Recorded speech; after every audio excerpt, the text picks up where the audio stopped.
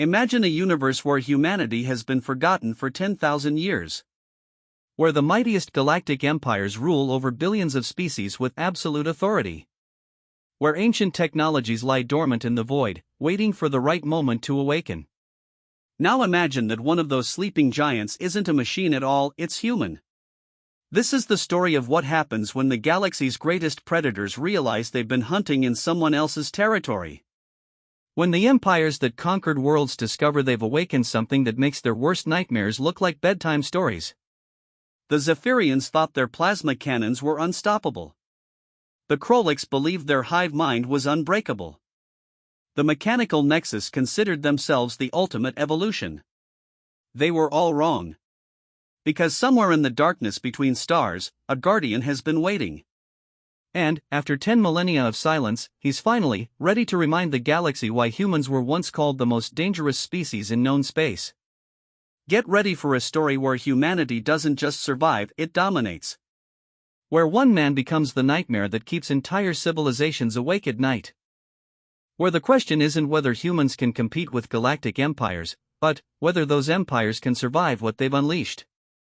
This is Humanity, Unchained. The mining vessel Krolix Harvester drifted through the asteroid field like a mechanical whale feeding on space debris. Its massive collection arrays swept through the rocky fragments, searching for the rare minerals that powered the great Krolix Empire's war machine. Captain Thexera felt the familiar vibration through the ship's hull as another asteroid was processed into raw materials. Sector sweep complete, Captain, announced Navigation Officer Veldoke, his chitinous mandibles clicking with satisfaction. Mineral content is above average. The Empire will be pleased with our harvest. Thexera nodded, her 6 eyes scanning the tactical display.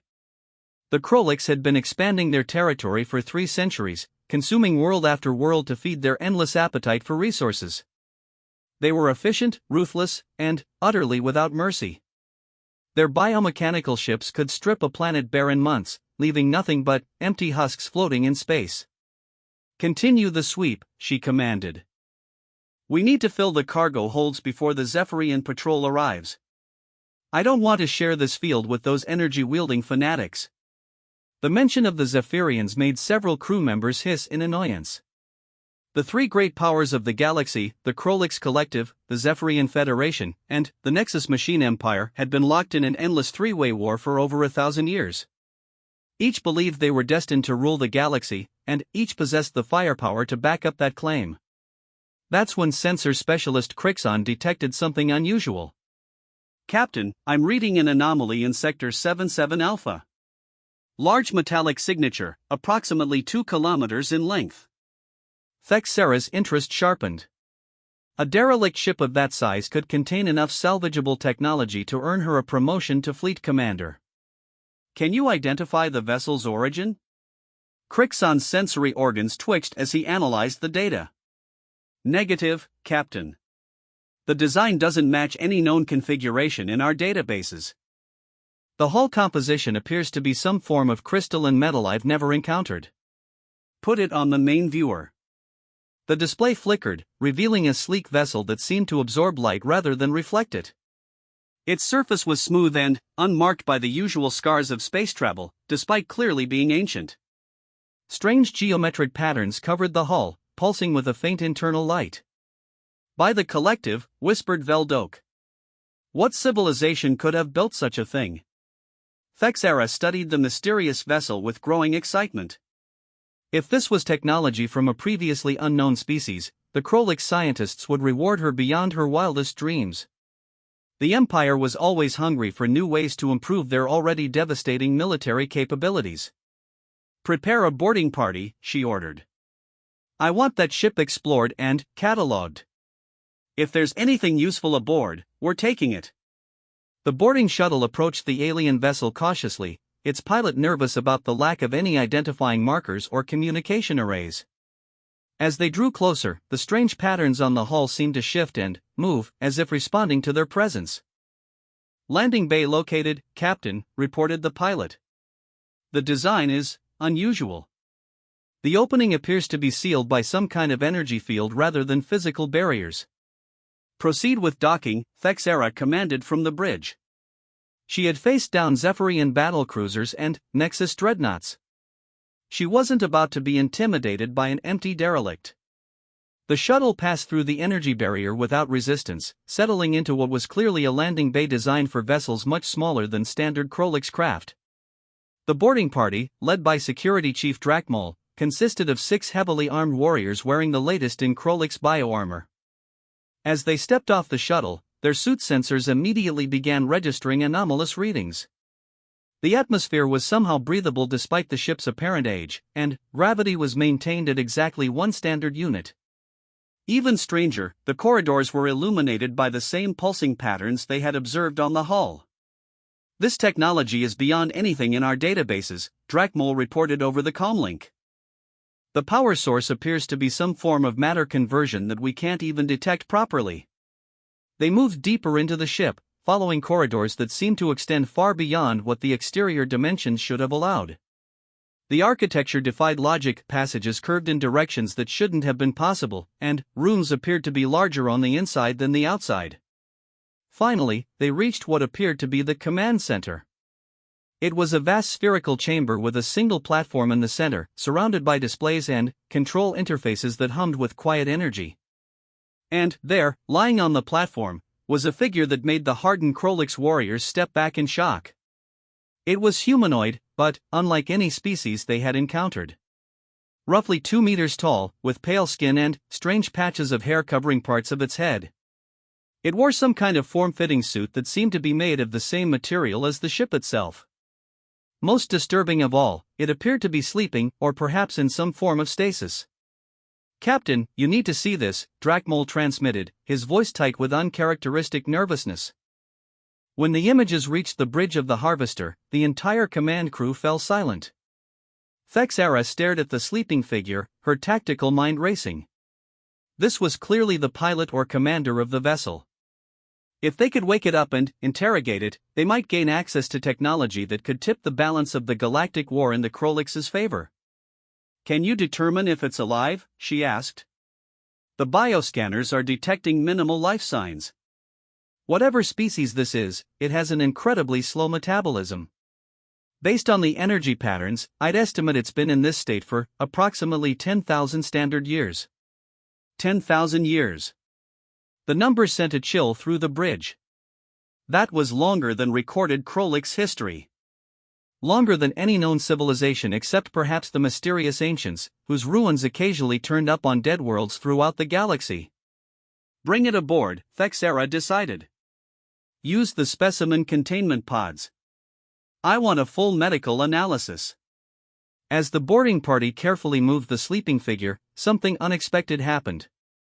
The moment they lifted it from the platform, every display in the command center suddenly flared to life. Symbols and text in an unknown language scrolled across the screens, and a deep harmonic tone filled the air. Then, just as suddenly, everything went quiet. Back aboard the Harvester, the alien was placed in a secure medical bay under heavy guard. Chief Medical Officer ZYXN began her examination immediately, her multiple limbs working to attach monitoring devices to the strange creature. "Fascinating," she murmured as the data began flowing in. "This species appears to be incredibly resilient. The cellular structure is unlike anything I've seen. It's as if every organ has built-in redundancies and repair mechanisms. The bone density is extraordinary, and the muscle fiber composition suggests physical capabilities far beyond what you'd expect from such a small frame." "Can you wake it up?" Thexara asked, studying the peaceful face of their captive. There was something unsettling about its features, too symmetrical, too perfect, as if designed rather than evolved. "I believe so, but, Captain, I'm detecting some very unusual neural activity. The brain structure is incredibly complex, with neural pathways I can't even begin to understand. Whatever the species is, they're far more advanced than they appear." "Do it." ZYXN injected a mild stimulant into the creature's bloodstream and stepped back. For a moment, nothing happened. Then, the eyes opened. They were blue, a color none of the Krolix had ever seen in a living being's eyes. And they were completely aware, showing no sign of the confusion or disorientation that should have accompanied awakening from such a long sleep. The creature sat up slowly, its gaze moving calmly from one Krolix to another. When it spoke, the words were in perfect Krolix, despite the fact that their language hadn't existed when this being had gone to sleep. "I see you found my ship," it said, its voice carrying an odd harmonic quality that made the walls seem to resonate. "I suppose introductions are in order. My name is Marcus Chen, Guardian of Soul, Protector of Terra, and the last active member of the Terran Defense Fleet." The title meant nothing to any of them, but the way it was spoken with casual authority and complete confidence made Thexera's combat instincts flare to life. This was not a confused refugee or helpless prisoner. This was something else entirely. "You are aboard a vessel of the Krolix Collective," she said, trying to project the same authority that had cowed countless enemies. "By law, you are now property of the Empire. You will submit to interrogation and reveal the location of your home world." Marcus looked at her with what might have been amusement. "Krolix Collective? I'm afraid I'm not familiar with that organization. When I entered stasis, the dominant powers in this region were the hegemony, the confederation, and the machine synthesis. What happened to them?" "Those civilizations died out thousands of years ago," Thexera replied, though something about the casual way this creature discussed ancient history was deeply unnerving. "Their time is over. Now the galaxy belongs to the Krolix, the Zephyrians, and the Nexus." "Ah," Marcus said, nodding as if this was perfectly reasonable news. "New management. I see." He stood up from the examination table, and, despite being restrained by what should have been unbreakable energy bonds, simply walked through them as if they weren't there. The guards immediately raised their weapons, but Marcus held up a hand in a peaceful gesture. "Please, let's not be hasty. I just woke up after a very long nap, and I'd like to understand the current political situation before anyone gets hurt. How did you break free from the restraints?"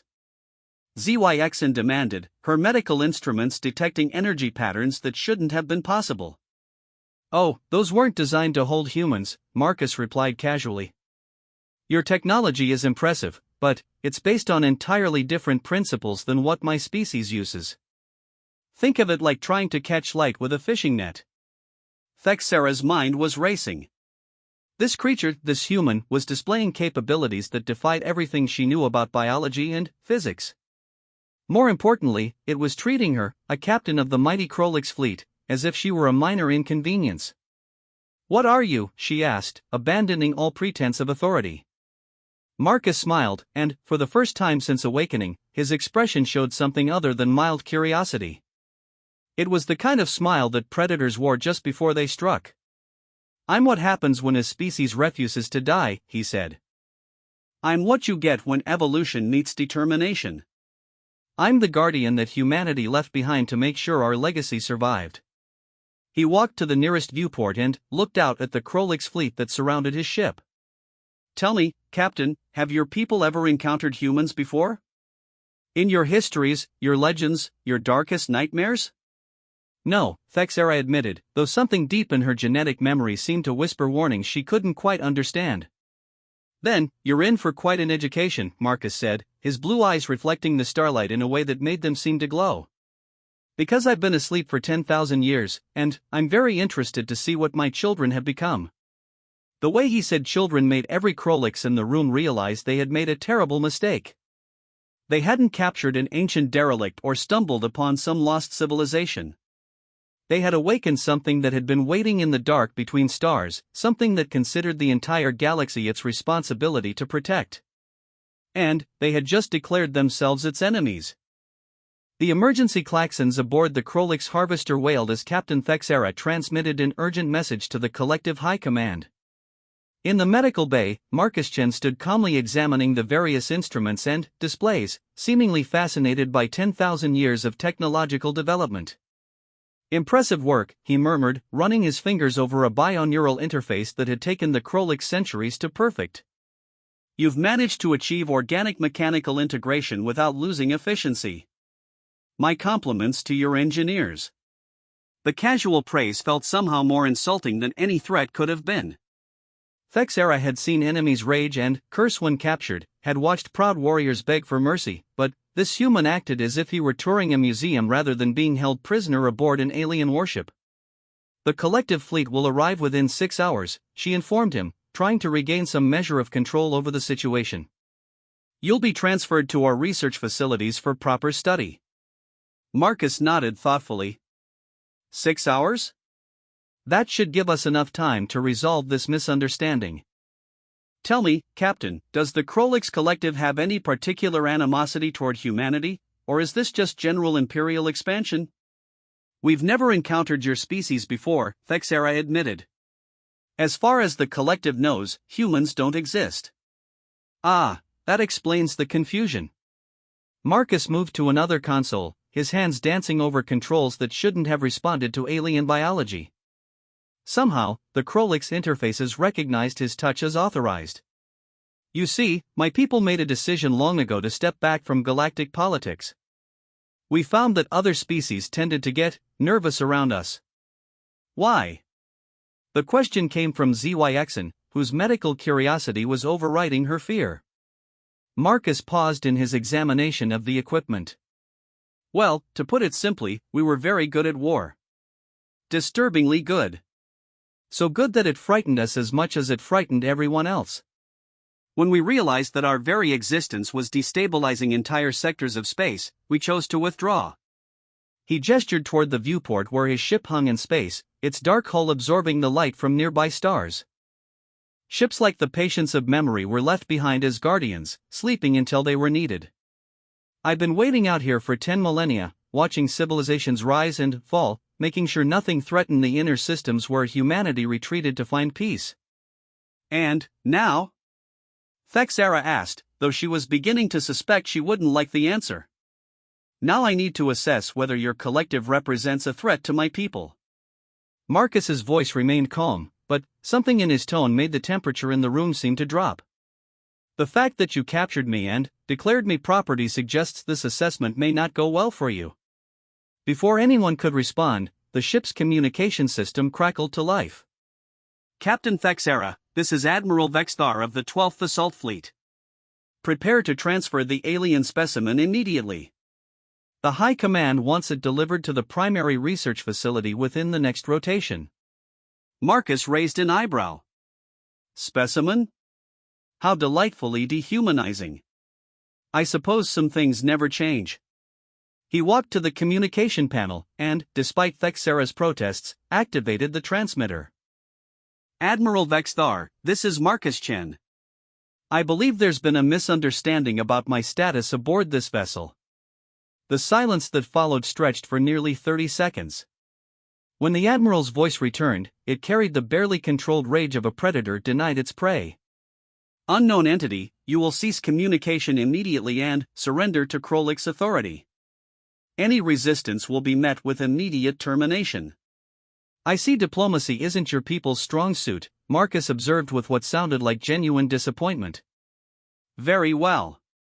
Perhaps a demonstration of capability would help clarify the situation. He touched a section of the communication panel that shouldn't have done anything, but, suddenly, every screen in the medical bay displayed a three-dimensional tactical map of the surrounding space. The Krolix fleet was shown in red, 12 massive bioships bristling with weapons and swarming with fighter craft. Marcus's vessel appeared as a single blue dot. Computer, Marcus said, addressing the air itself, please establish communication with the Patience of Memory. Communication established, Guardian, a voice replied, not from the ship's speakers, but from everywhere at once, as if the very atoms of the air were vibrating in harmony. All systems are online and awaiting your orders. Thexera felt her blood chill. The voice that had answered Marcus carried harmonics that penetrated straight to her nervous system, triggering instinctive flight responses that her species hadn't felt in thousands of years of evolution. Display current defensive posture, Marcus instructed. The tactical map shifted, and, suddenly, the blue dot representing his ship expanded into a complex web of energy patterns that extended far beyond what should have been possible. The Krolix vessels, which had seemed so numerous and powerful, were now revealed to be completely surrounded by fields of force they couldn't even detect. Your ships have been within my weapons range for the past 4 hours, Marcus explained casually. I could have destroyed your entire fleet before your sensors even registered my presence. Instead, I chose to wait and see if this could be resolved peacefully. Admiral Vexthar's voice crackled over the communicator, now noticeably less confident. Impossible. Our sensors would have detected any weapons lock. Your sensors are quite sophisticated, Marcus agreed. Unfortunately, they're designed to detect the kind of directed energy weapons your people use. Human technology operates on different principles entirely. On the tactical display, the web of energy around the patience of memory pulsed once. Every Krolix vessel in the fleet immediately reported massive system failures, not destructive damage, but complete shutdown of all weapons, shields, and propulsion systems. What did you do? Thexera demanded, staring at the readouts showing her own ship's weapon systems going offline. I demonstrated the difference between your technology and mine, Marcus replied. Your weapons require energy to function. Mine convince energy not to function for other people. It's a subtle distinction, but an important one. The implications hit the bridge crew like a physical blow. This single human had just neutralized an entire Krolix assault fleet without firing a shot. Worse, he had done it in a way that revealed their weapons and defenses were not just inferior, but fundamentally obsolete. Admiral Vexthar's voice returned, now stripped of all authority and filled with barely concealed panic. What do you want? An excellent question, Marcus said, settling into a chair that automatically adjusted to accommodate his alien physiology. What I want is very simple. I want to return to my ship and continue my vigil. What happens to your fleet depends entirely on how reasonably you're prepared to behave. You can't hold our ships indefinitely, the Admiral protested. The Collective has thousands of vessels. Even if you destroy this fleet, others will come. Of course they will, Marcus agreed. And I'll disable them too. Or perhaps I'll do something more creative. You see, Admiral, I've had 10,000 years to think about the problems of aggressive civilizations, and I've developed some interesting solutions. The tactical display shifted again, showing a detailed scan of the Admiral's flagship. The image zoomed in, penetrating through layers of bioarmor and defensive systems to reveal the ship's power core, a massive organic heart that pumped energy throughout the vessel. For example, Marcus continued conversationally, I could convince that beautiful power core of yours that it's actually a flower. It wouldn't hurt anyone, but your ship would start trying to photosynthesize instead of maintaining life support. Quite amusing, really.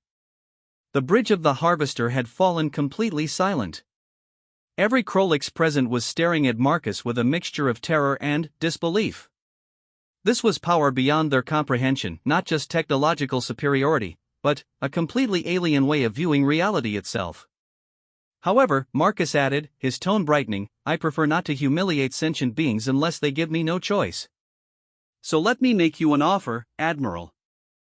You withdraw your fleet from this system, you remove any records of encountering me or my ship, and you add this sector to your navigational hazards list as unexplained phenomena. In return, I won't inform the other Guardians that the Krolix Collective has been acting aggressively toward human interests. Other Guardians? Thexera whispered. Marcus's smile was perfectly pleasant and absolutely terrifying. Oh yes. I'm just one of many. Did you think humanity would leave only a single Guardian to watch over several thousand light-years of space? There are dozens of us out here, each with our own sectors to protect, each with our own specialized capabilities. The communication panel buzzed with frantic transmissions as the Krolix fleet tried to restore their systems. In the background, Thexera could hear Admiral Vexthar barking orders to his subordinates, demanding explanations for the impossible situation they found themselves in. I need to report this to the High Command, the Admiral finally said, his voice tight with suppressed fear. They need to know what we've encountered. By all means, Marcus agreed. But please be sure to mention that this was a peaceful first contact that I would very much like to keep peaceful. If the Collective decides to mobilize against humanity, the consequences will be unfortunate. Are you threatening the entire Collective? Vexthar demanded, trying to reclaim some measure of dignity. Marcus considered the question seriously. No, Admiral. I'm not threatening you. I'm educating you. There's a difference between a threat and a statement of natural law. If you drop a stone, it falls, that's not a threat, it's just physics.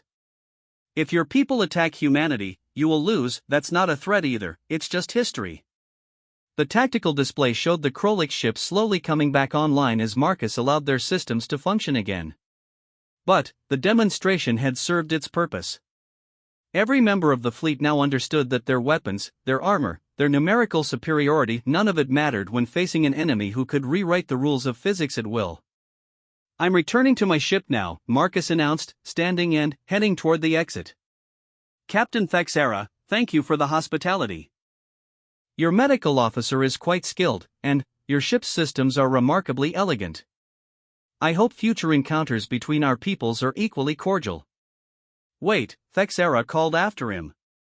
How do we contact you if the situation changes? Marcus paused at the doorway. If humanity needs to be contacted, we'll know. We're very good at paying attention to things that matter. His expression grew serious for the first time since awakening. But, Captain, I hope for both our sakes that such contact never becomes necessary.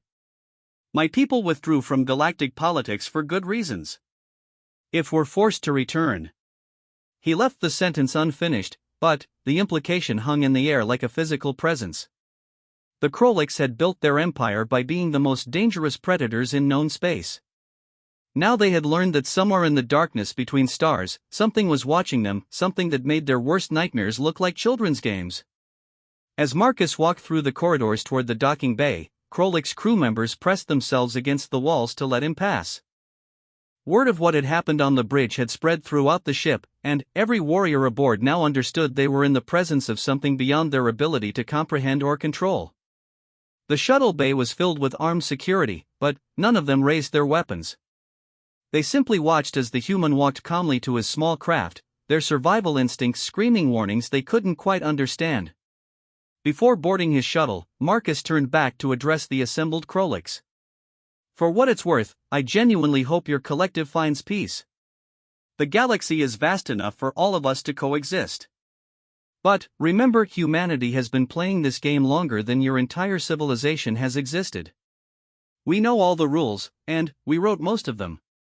As his shuttle departed the Harvester and returned to the dark ship waiting in space, the Krolix fleet watched in tense silence. The patience of memory showed no further signs of activity, but somehow every sensor operator in the fleet knew they were being observed with capabilities beyond their technology's ability to detect.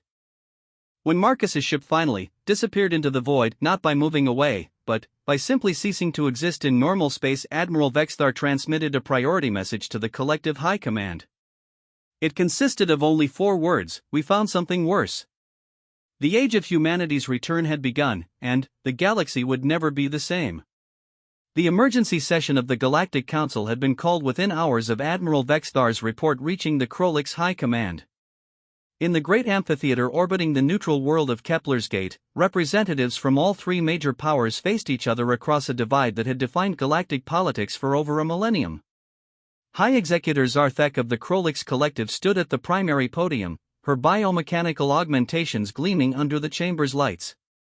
To her left, Supreme Commander Alexandra of the Zephyrian Federation floated in a containment field of pure energy, her plasma-based physiology crackling with barely restrained power. To her right, Prime Node Designation, Omega-77 of the Nexus Machine Empire remained motionless, its quantum consciousness processing data streams at speeds that organic minds couldn't comprehend.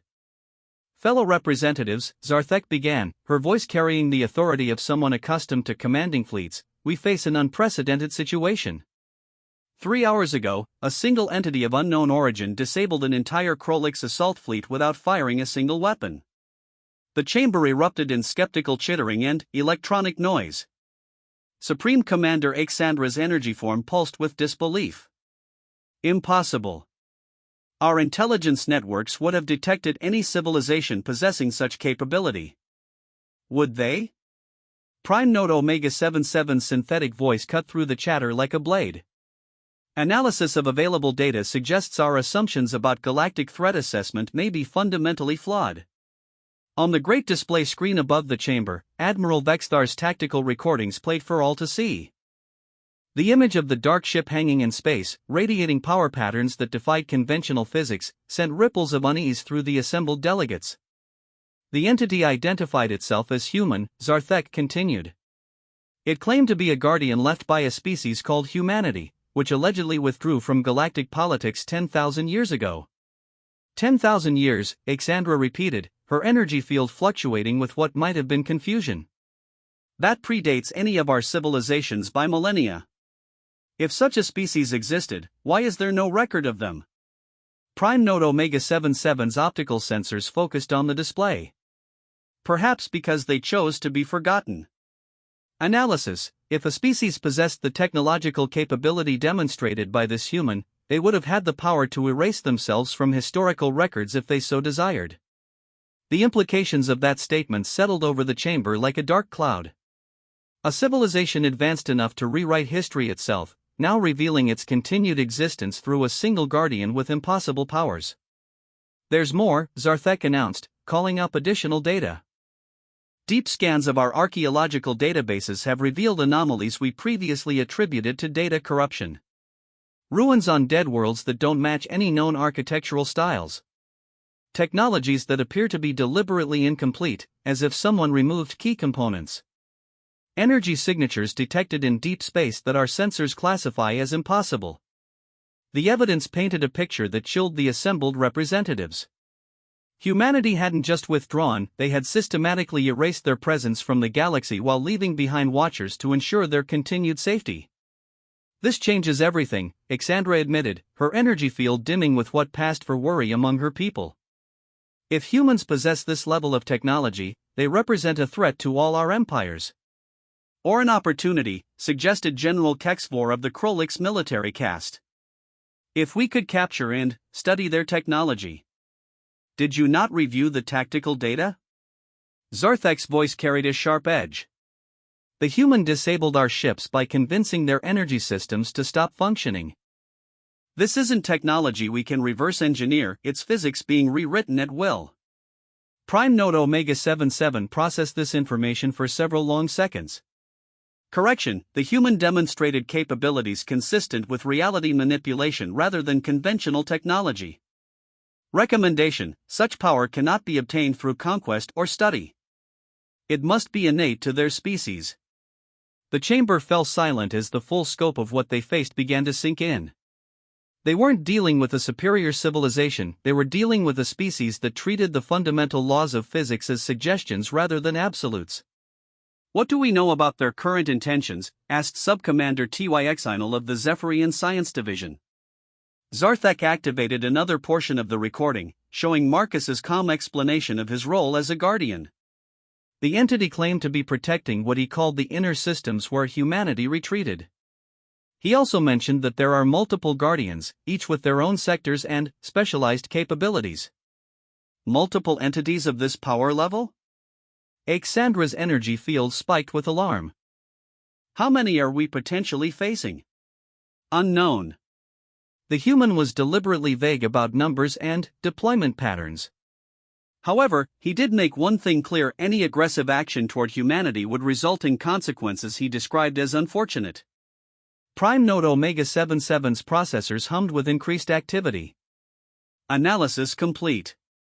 Based on the demonstrated capabilities and apparent age of their technology, humans represent an existential threat to all current galactic civilization. Recommendation: immediate mobilization of all available resources to locate and neutralize this threat before they can fully emerge from hiding. You're talking about war with beings who can rewrite reality, General Kexvor pointed out. How exactly do you fight an enemy who can convince your weapons they're flowers? By overwhelming them with numbers, the Machine Prime replied. Even reality manipulation must have limits. Sufficient pressure applied simultaneously across multiple vectors should exceed their ability to respond. Alexandra's energy field pulsed with calculation. The Nexus has a point. If we coordinate our forces, combine Krolix bioweapons, Zephyrian energy projection, and Nexus quantum manipulation, we might achieve victory through sheer overwhelming force. Or we might trigger exactly the kind of galactic conflict this Marcus Chen warned us to avoid, Zarthek countered. He made it clear that humanity withdrew to prevent destabilization. What happens if we force them to return in full force? The question hung in the air like a sword. Each representative understood that they were debating the future of galactic civilization itself. Move against humanity and risk extinction, or allow an unknown power to lurk in the darkness beyond their borders. There is another consideration, Prime Node Omega 77 announced. The human mentioned his people and spoke of protecting them. This suggests that humanity still exists as a viable civilization, merely hidden from our detection. Query: what if we could locate their hidden colonies? The suggestion sent a chill through the chamber. The idea of taking human civilians hostage was both tactically sound and morally reprehensible, even by the standards of the warring empires. You're proposing genocide, Ixandra stated flatly. Negative. I am proposing leverage. If we can threaten what the Guardians are protecting, we can force them to negotiate from a position of weakness rather than strength. Zarthek studied the tactical data once more, her mind racing through possibilities. Assuming we could locate their hidden worlds, and that's a significant assumption given their demonstrated ability to remain undetected, how would we approach them without triggering an immediate response from the Guardians? Coordination, General Kexbor suggested. If we can identify multiple Guardian positions and strike simultaneously, we might be able to overwhelm their ability to respond. The human seemed confident, but confidence can be a weakness. Prime Node Omega 77 processed this strategy. Calculating probability of success. Analysis complete. Likelihood of victory through coordinated assault, 47%. Likelihood of catastrophic losses regardless of outcome, 93%. The sobering statistics forced the chamber to confront the reality of their situation. Even if they succeeded in defeating humanity, the cost would be devastating to all three empires. The Guardians alone possessed enough power to cripple their civilizations before being overwhelmed. Perhaps, suggested Subcommander Tyxinal, we should consider a different approach. What if we attempted diplomatic contact? The humans seemed willing to communicate. Diplomacy with a superior power is surrender, General Kexbor growled. The moment we acknowledge their authority to dictate terms, we become vassals rather than equals. And, the moment we attack them without understanding their full capabilities, we become extinct rather than vassals, Zarthek replied sharply. We need more information before we make any irreversible decisions. Ixandra's energy field began to stabilize as she reached a decision. I propose a compromise. We deploy our most advanced reconnaissance assets to search for signs of human presence. No aggressive actions, no weapon locks, purely passive observation. Once we understand the scope of what we're dealing with, we can make an informed decision about how to proceed. And if they detect our surveillance, asked Prime Node Omega 77. Then, we claim scientific curiosity rather than hostile intent, Ixandra replied. The humans seem to appreciate our technological achievements. Perhaps that appreciation can be leveraged into tolerance for limited observation. It was a thin hope, but it represented a path forward that didn't immediately lead to galactic war. The representatives spent the next several hours hammering out the details of their surveillance network, each empire contributing their most sophisticated sensor platforms to the effort. Unknown to them, their entire conversation had been monitored by sensors they couldn't detect, operated by beings they couldn't comprehend. Deep in the void between stars, Marcus Chen listened to their debates with growing sadness. They never learn, he murmured, addressing the quantum intelligence that managed his ship's systems. Given the choice between wisdom and aggression, they always choose aggression. Perhaps they simply lack the context to understand the consequences, the ship's AI suggested. Their entire civilization is built on the concept of expansion through conquest. Peace through strength is foreign to their thinking. Marcus nodded, studying the tactical displays that showed the deployment patterns of the three empires. Activate the beacon network. It's time to wake the other Guardians. If they want to see what humanity is truly capable of, we should be prepared to show them. Across the galaxy, on worlds hidden in spatial folds and pocket dimensions, ancient technologies began to stir. The Guardians who had slept for millennia started to wake, their consciousness touching the quantum networks that connected them across impossible distances. The age of human withdrawal was ending. What would replace it depended entirely on the choices made by the civilizations that had grown up in humanity's absence. And those civilizations had just chosen to treat humanity as a threat to be eliminated rather than a force to be respected. The galaxy was about to learn why that was a mistake. The Deep Space Monitoring Station's silent vigil hung in the void between star systems like a metallic spider, its sensor arrays extending for kilometers in every direction. It was the pride of the Zephyrian Science Division, a technological marvel capable of detecting quantum fluctuations across thousands of light-years. Today, it was humanity's first target. Commander Lythara monitored the station's sensors from the central command sphere, her energy-based physiology crackling with excitement as the arrays detected something unprecedented. For 3 weeks, their combined surveillance network had found nothing, no signs of human activity, no energy signatures that matched the impossible readings from Marcus Chen's ship, no trace of the hidden civilization they sought. Commander, called Sensor Specialist Vexfon, his energy field flickering with confusion, I'm detecting massive gravitational anomalies throughout sectors 7 through 12. The patterns don't match any known natural phenomena. Lythara drifted to the main console, her plasma-based form leaving trails of light in the station's atmosphere. The display showed a three-dimensional map of local space with dozens of red warning indicators scattered across it like digital blood drops. Analysis suggests artificial generation, Vexfon continued, his specialized sensory organs working overtime to process the incoming data. The gravitational fields are fluctuating in patterns that appear to be organized. Almost like a communication network. Communication? Lythara's energy field pulsed with alarm. Are you suggesting the humans are talking to each other through gravitational manipulation? Before Vexfon could answer, the station's quantum sensors registered something impossible. Space itself seemed to ripple around the monitoring station, reality bending in ways that made their instruments scream warnings about imminent collapse of local physics. Then, Marcus Chen materialized on the command deck. He didn't teleport in the traditional sense, there was no energy discharge, no spatial distortion that their sensors could detect. One moment the deck was empty, the next he was standing there as if he had always been present, his blue eyes taking in the sophisticated surveillance equipment with apparent interest. Impressive work, he said conversationally, examining a quantum flux detector that had taken Zephyrian scientists decades to perfect. You've managed to achieve passive observation across truly vast distances. My compliments to your engineers.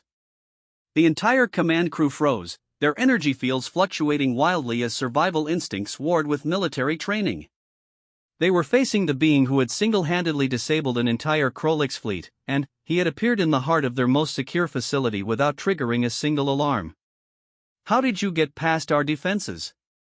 Lythara demanded, trying to project authority while her very atoms screamed warnings about the presence before them. What defenses? Marcus asked with genuine curiosity. Your barriers are designed to stop conventional intrusion, physical matter, directed energy, quantum tunneling.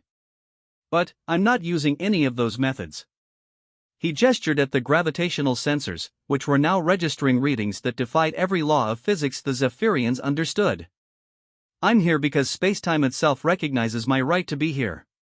It's the difference between breaking into a house and being invited in by the house itself. The implications of that statement hit the command crew like a physical blow. Marcus wasn't just manipulating technology, he was somehow convincing reality itself to cooperate with his desires. The very foundations of physics were bending to accommodate his presence. You've been searching for my people, Marcus continued, his tone remaining pleasant despite the terror he was inspiring. I thought it might be helpful to explain why that's not a good idea.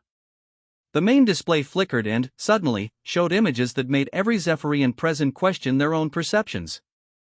Star systems they didn't recognize, worlds that seemed to exist in multiple dimensions simultaneously, structures that extended across light-years of space like crystalline webs connecting distant suns. This is what you're looking for, Marcus explained.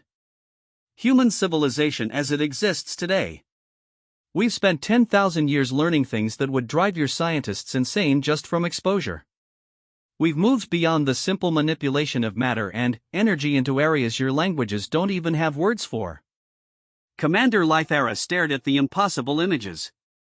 Those structures, they're using entire star systems as components. How is that possible? When you stop thinking of stars as distant objects and start treating them as local resources, many things become possible, Marcus replied. We've learned to make friends with gravity, to negotiate with time, to convince entropy to take a vacation when we need something to last a little longer. The casual way he described rewriting fundamental forces made Vex Vaughn's energy field flicker with something approaching religious awe. You're talking about powers reserved for cosmic entities, for beings of pure energy like the legendary architects. Marcus smiled. The architects? Oh, you mean the Ktharnex Collective. Lovely people, very advanced understanding of dimensional mechanics. We had tea with their representatives about 6,000 years ago. They wanted to compare notes on reality manipulation techniques. The revelation that humanity was on friendly terms with beings the Zephyrians considered mythological sent shockwaves through the command crew. If humans could casually socialize with cosmic entities, what else might they be capable of? But, I'm not here to boast about our accomplishments, Marcus continued, his tone becoming more serious. I'm here because your surveillance activities have been detected by my fellow Guardians, and they're considerably less patient than I am. As if summoned by his words, the station's sensors registered new contacts. Ships appeared throughout the surrounding space not by arriving through normal travel, but by simply becoming present where they had not been before. Each vessel was unique, their designs reflecting different approaches to technologies that transcended conventional understanding. Allow me to introduce my colleagues, Marcus said as the main display showed the assembled fleet. Guardian Sarah Kim of the Probability Dance, specialist in quantum mechanics and causal manipulation. Guardian David Rodriguez of the Entropy's Edge, expert in thermodynamic warfare and stellar engineering. Guardian Li Wei of the Temporal Meridian, R-Time specialist. And Guardian Elena Petrov of the Dark Between, who handles interdimensional threats. Each ship was a masterpiece of impossible engineering. The probability dance seemed to exist in multiple states simultaneously, its hull shifting between different configurations as it chose which version of reality to occupy. The Entropy's Edge appeared to be consuming the very vacuum of space around it, growing larger as it fed on quantum foam. The temporal meridian left trails of twisted spacetime in its wake, aging and rejuvenating the cosmic dust it passed through in complex patterns. The dark between was barely visible except as an absence in space, a hole cut out of reality itself. 5 Guardians, Lythara whispered, her energy field dimming with terror. How many of you are there? Enough, Marcus replied simply. We're distributed across the galaxy in a pattern your strategists would probably find quite interesting. Every major shipping route, every strategic resource, every choke point that could be used to threaten our people, we've been watching all of it for 10,000 years. The surveillance data that had taken the 3 empires weeks to gather was already obsolete. Humanity knew about their search before they had even begun it, had monitored their every move, had probably been present at their secret planning sessions without anyone realizing it. Your 3 empires have been debating whether to treat us as a threat, Marcus continued, calling up tactical displays that showed real-time positions of Krolix, Zephyrian, and Nexus forces throughout the galaxy. The answer to that question depends entirely on how you define threat. The display showed something that made the Zephyrian command crew understand the true scope of their situation. Every major military installation, every fleet base, every strategic command center was within range of at least 1 Guardian ship. The humans hadn't just been watching, they had been positioning themselves for a conflict that the empires were only now beginning to consider. We don't want war, Commander Lythara said, trying to find some diplomatic solution to their impossible situation. We were simply trying to understand what we were dealing with. By deploying military reconnaissance assets throughout our patrol zones? Guardian Sarah Kim's voice came over the communication channel, carrying harmonics that made the station's hull vibrate in sympathy. By discussing leverage tactics involving civilian populations? By calculating acceptable loss ratios for an assault on beings you acknowledge to be your superiors? The fact that the humans had monitored their secret strategy sessions sent chills through every Zephyrian present. There was no privacy, no security, no secrets when dealing with beings who could apparently observe anything they chose to observe. "We know about the joint task force your empires are assembling," Guardian Rodriguez added, his voice carrying undertones that made the station's power core fluctuate nervously. 12,000 ships, representing the combined military might of 3 galactic civilizations. Quite impressive by conventional standards. Unfortunately, Guardian Way's temporally distorted voice observed, conventional standards are no longer relevant to this discussion. We've moved beyond the realm where numbers matter, beyond the point where throwing more ships at a problem represents a viable solution. Marcus nodded gravely. Which brings us to the purpose of this demonstration. You needed to understand what you're considering attacking. Not just one Guardian with unknown capabilities, but a network of entities who have spent millennia preparing for exactly this scenario. The tactical display shifted again, showing simulation data that made the Zephyrian military doctrine seem laughably obsolete. The combined fleets of all 3 empires, arrayed in their most effective formations, facing Guardian vessels that could rewrite the laws of physics at will. The projected casualty rates approached 100% for the conventional forces. "But here's what you need to understand," Marcus said, his voice carrying a note of sadness that was somehow more terrifying than any threat. "We don't want to fight you. We withdrew from galactic politics precisely because we were too good at warfare. Our presence destabilized entire sectors of space, turned minor conflicts into extinction events, made peace impossible because everyone was too afraid to negotiate. So why reveal yourselves now?" Lythara asked. "Because you're forcing us to," Guardian Petrov replied, her voice seeming to come from the spaces between atoms. "You've decided we represent a threat to be eliminated. You're mobilizing the largest military force in galactic history to hunt down and destroy beings whose only crime is existing while powerful." The irony was lost on none of them. The 3 empires, each built on the principle of expansion through conquest, had encountered the one force in the galaxy that could end their expansion permanently. Rather than accept this limitation, they had chosen to view it as a challenge to be overcome. "So what happens now?" Commander Lythara asked, though she suspected she already knew the answer. Marcus sighed, the sound carrying harmonics that made reality itself seem to mourn. "Now we do what we do best. We remind the galaxy why humanity chose to step away from galactic politics, and why challenging that choice is always a mistake." The Guardian ships began to move, not through space but through reality itself, positioning themselves throughout the galaxy with casual disregard for the limitations of physics. In the command centers of all 3 empires, similar conversations were taking place as Guardians appeared to deliver similar messages. The age of human patience was ending. What would replace it would be a demonstration of power that would echo through galactic history for millennia to come. And it would all begin with the simple lesson that some forces in the universe are best left undisturbed. The combined fleet of 12,000 warships hung in space like a metallic constellation, representing the largest military force ever assembled in galactic history. Ships from all 3 empires formed a massive sphere around the coordinates where long-range sensors had detected a concentration of human activity, or what they hoped were human activities. Supreme Admiral Crosstech of the Unified Command stood on the bridge of the super dreadnought Imperial Destiny, watching tactical displays that showed the culmination of 3 months of preparation. Krolyk's bioships with their living hulls and adaptive weapons systems formed the outer defensive perimeter. Zephyrian energy vessels crackled with contained plasma and exotic particle beams arranged in precise geometric formations.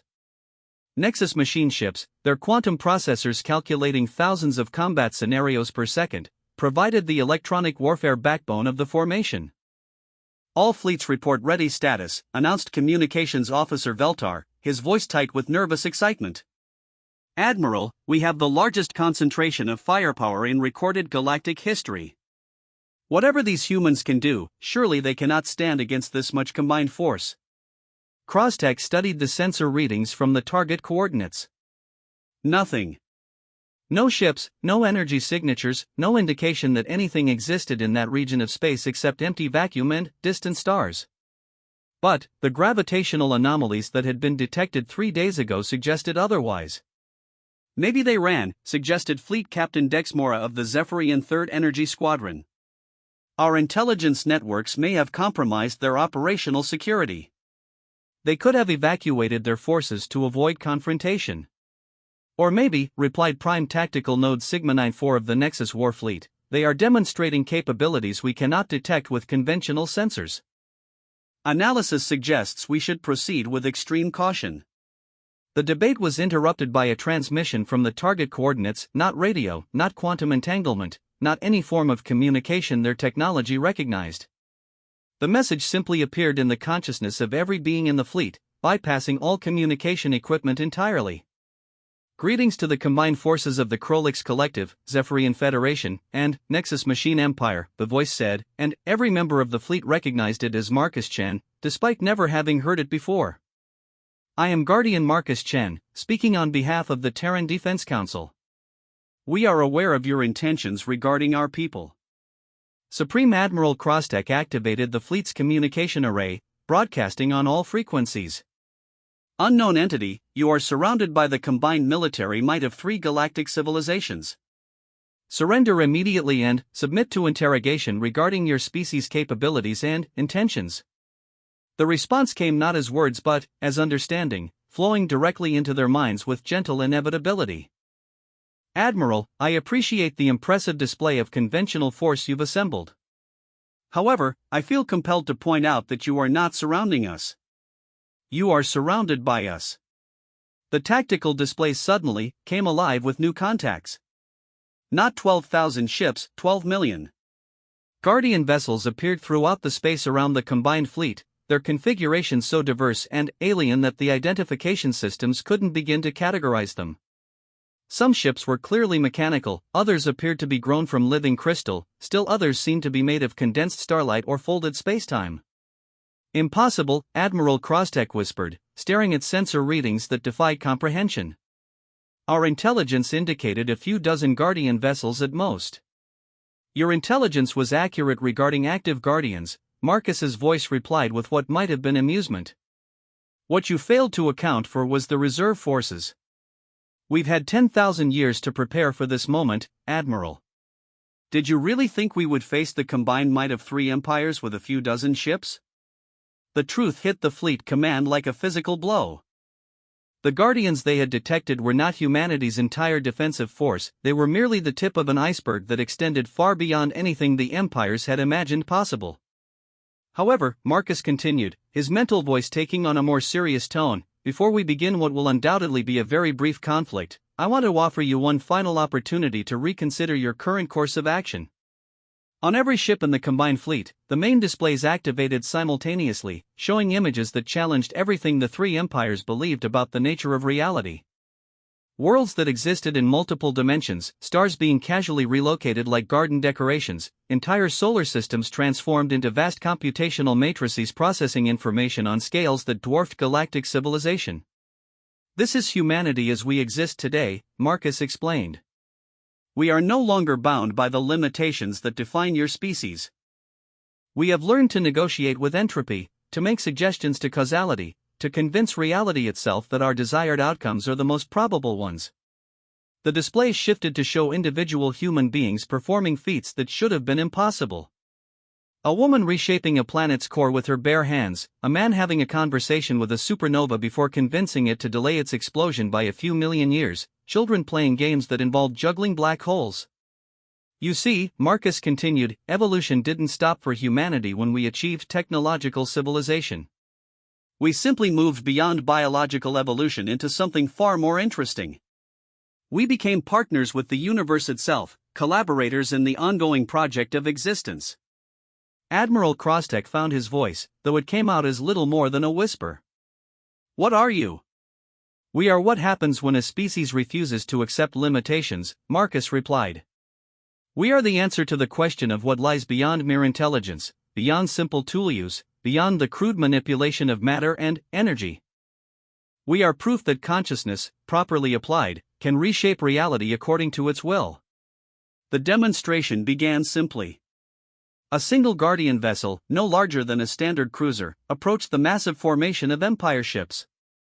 It made no aggressive moves, emitted no energy signatures that their sensors could detect as weapons, showed no sign of hostile intent.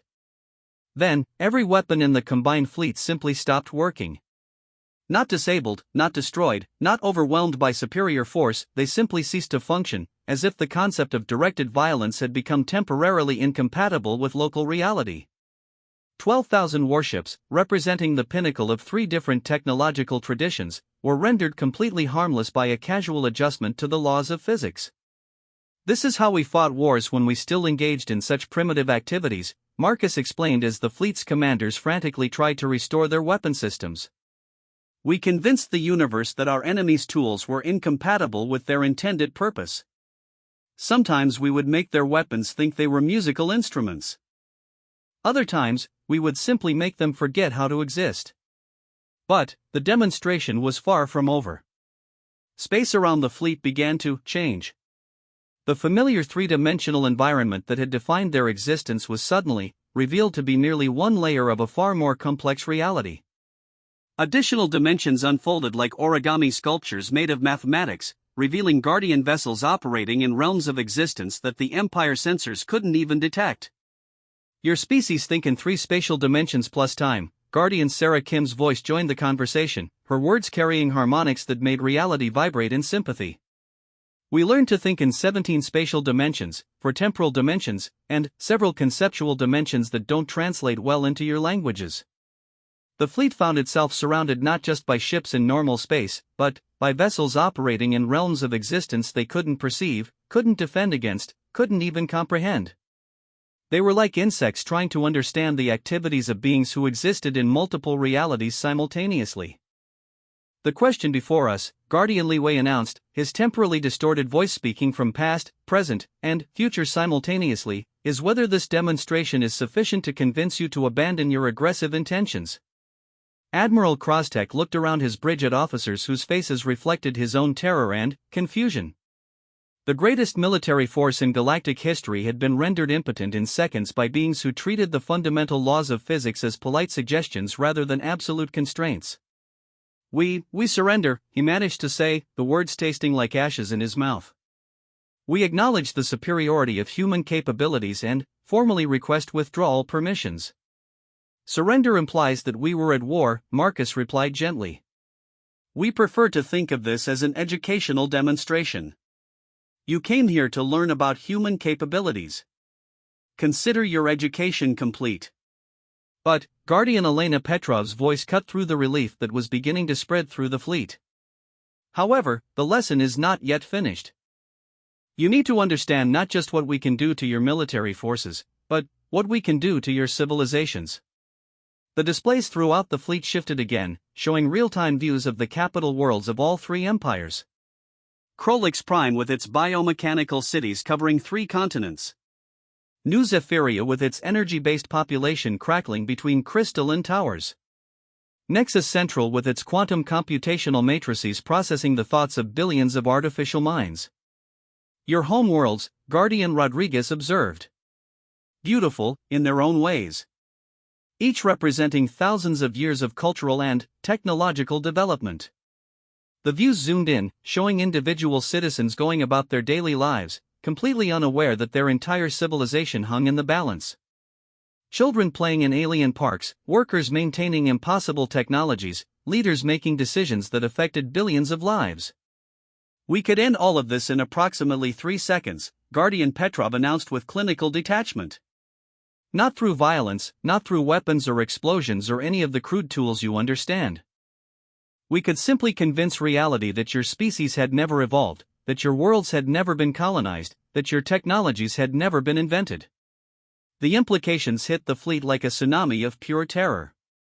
The humans weren't just superior warriors, they were beings capable of retroactively erasing entire civilizations from existence, of editing history itself to remove their enemies from the timeline. But we won't, Marcus added quickly, and the relief that flooded through 12,000 ships was almost palpable. Because erasing entire species from existence is precisely the kind of behavior that convinced us to withdraw from galactic politics in the first place. So what do you want? Admiral Krostek asked, his voice broken by the magnitude of what he had witnessed. We want what we have always wanted, Marcus replied. To be left alone. To protect our people. To ensure that the younger species of the galaxy have the opportunity to grow and develop without interference from forces beyond their comprehension. The Guardian fleet began to withdraw, not by moving away but by simply ceasing to exist in normal space. But their message was clear: humanity was watching, humanity was waiting, and humanity would not tolerate any further attempts to threaten their hidden civilization. Return to your empires, Marcus said as the last Guardian vessels faded from perception. Tell your leaders what you have seen here today. Tell them that the galaxy is vast enough for all of us, but only if we respect each other's boundaries. As the combined fleet began its long journey home, their weapons still mysteriously inoperative, they carried with them the knowledge that would reshape galactic politics forever. The age of expansion through conquest was over. The age of coexistence had begun. And, somewhere in the hidden reaches of space, humanity continued its 10,000-year project of becoming something greater than any species had ever imagined possible. The galaxy had learned humility. Now it would learn to live with the knowledge that it was not alone and that the forces watching over it were far more powerful, far more benevolent, and far more patient than any young civilization had the right to expect. The Guardians returned to their vigil, and the universe continued its ancient dance of growth and change, secure in the knowledge that some forces in existence were committed to protecting rather than destroying, to nurturing rather than conquering.